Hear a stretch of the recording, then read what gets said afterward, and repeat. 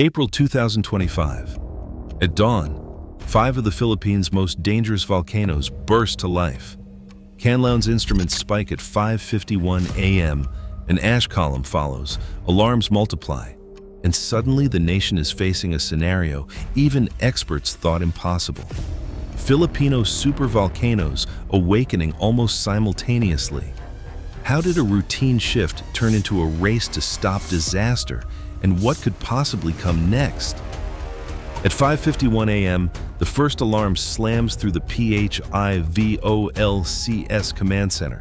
Canlaon's seismic feed, usually a flat line of background noise, erupts into jagged spikes, over 60 volcanic earthquakes before sunrise. The director, half a cup of coffee in, stands rigid as the numbers climb. Every terminal in the room flickers red with warning codes. By 6:47, the mountain answers. A column of ash punches skyward, rising past 4,000 meters, blotting out the early light over Negros. The official order is immediate. Alert level 3. 5 barangays fall within the evacuation zone. The director fires off instructions to field teams and local officials. Phones ring in quick bursts. Within 20 minutes, the message is out. Move now. There's no time for debate. Data streams in from seismic arrays, gas sensors, satellite feeds, each confirming the eruption is real, not a sensor glitch. The dashboard, built for routine, now scrolls with cascading alerts. Situation reports are drafted on the fly. The director scans the evacuation map, recalculates risk zones, and signs off on the first bulletin. Every minute counts. Staff coordinate with the National Disaster Risk Reduction and Management Council, pushing updates to mayors and emergency coordinators. The pace is relentless. Flights are rerouted from Iloilo as ash drifts east. In the background, the hum of servers and the staccato of incoming data create a rhythm of crisis. For the first time in years, every decision at PHIVOLCS is made in real time, with the clock ticking and the stakes measured in thousands of lives. 12-hour shifts become the new normal inside PHIVOLCS. Engineers shuffle between terminals, eyes locked on graphs that refuse to calm down. The hum of the servers turns ragged. Data packets lag by precious seconds as live feeds pour in from 4 islands at once. Every workstation blinks with a different crisis. Canlaon's ashfall, Tayal's tremors, Bulusan's gas spikes, even the coffee runs out before sunrise. Field teams call in from evacuation zones, their voices rough after sleepless nights. Some haven't left the office in days, catching naps on plastic chairs, eating instant noodles between alert updates. The pressure isn't just technical. Messages from city halls and resort owners stack up, pleading for reassurance. Summer season is about to begin, and every raised alert threatens thousands of bookings. A memo from a regional tourism board circulates quietly, warning that unnecessary panic could devastate local economies.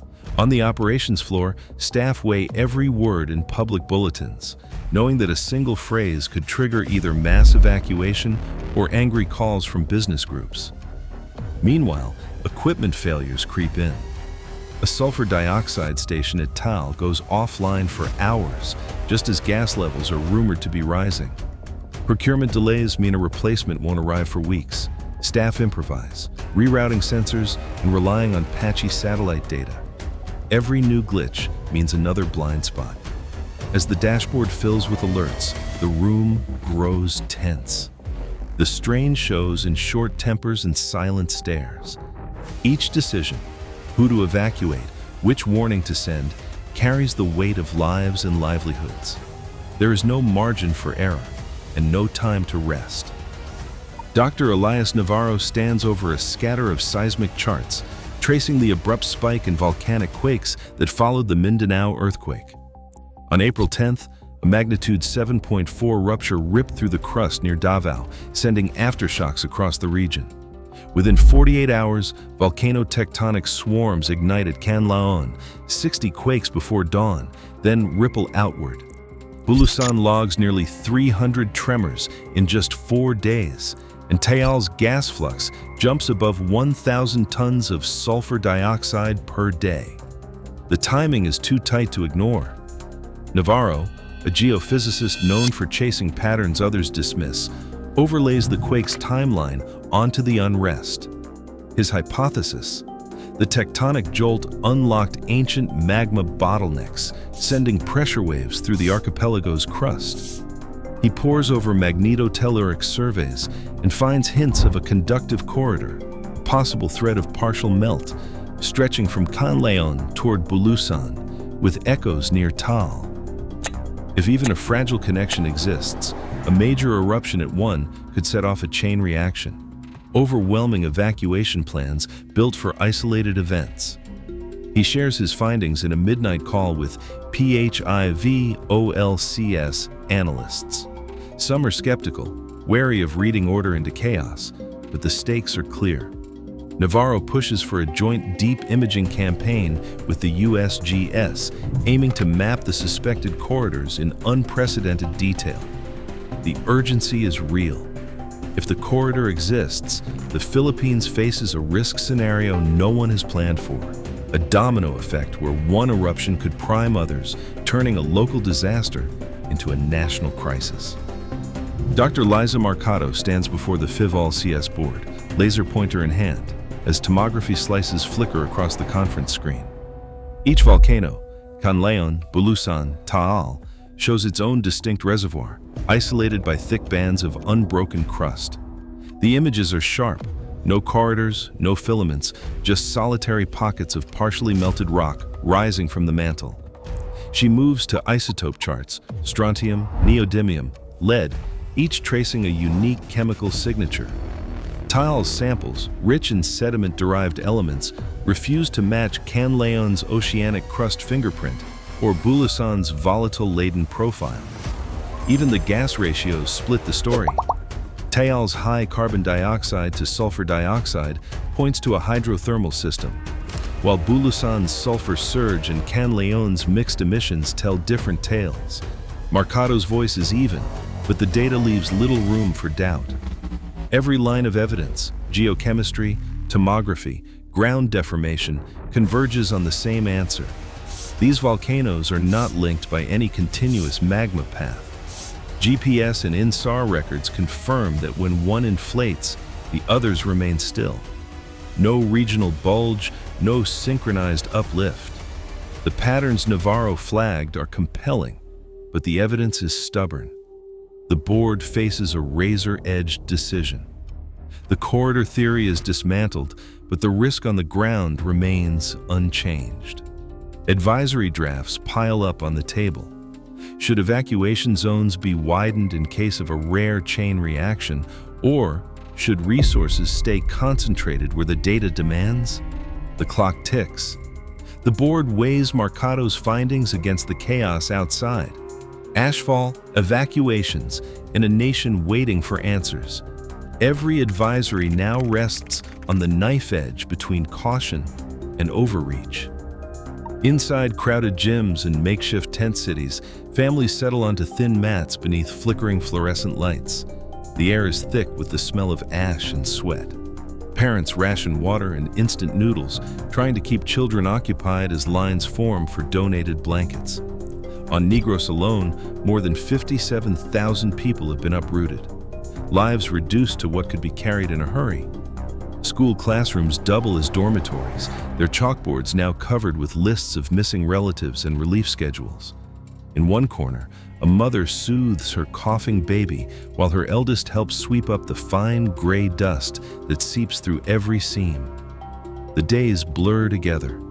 Rumors about the volcano's next move ripple through the crowd faster than official updates. For many, the hardest part is not knowing when or if they'll be able to return home. Ash clings to every surface as PHIVOLCS field teams scramble between eruptions, improvising data relays when power lines and roads vanish under debris. Scientists, faces streaked with grit, huddle in battered vehicles, sending seismic readouts by satellite phone when stations fail. The ordeal exposes every weakness: aging sensors, patchy radio coverage, supplies stretched to the limit. In Manila, officials pledge a rapid overhaul.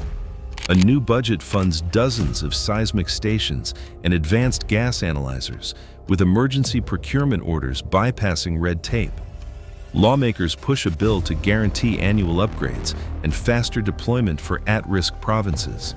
By June, the first new sensors are installed at Conleon and Tal, with more on the way.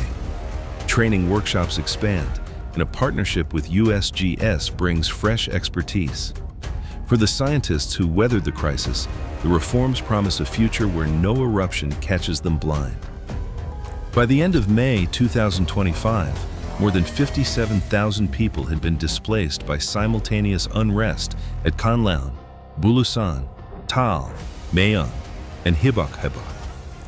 Scientific records confirm that a magnitude 7.4 earthquake in Mindanao preceded a surge in volcanic tremor across multiple sites, raising urgent questions about possible connections.